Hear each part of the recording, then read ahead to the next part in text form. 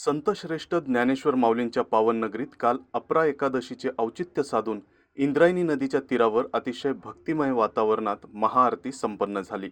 या निमित्ताने अवघा इंद्रायणी काठ नेत्रदीप विद्युत रोषणाईने उजळून निघाला होता। या तेजोत्सवाचा आणि महाआरतीचा सोहळा पाहण्यासाठी वारकरी, ग्रामस्थ आणि भाविकांनी मोठी गर्दी केली होती।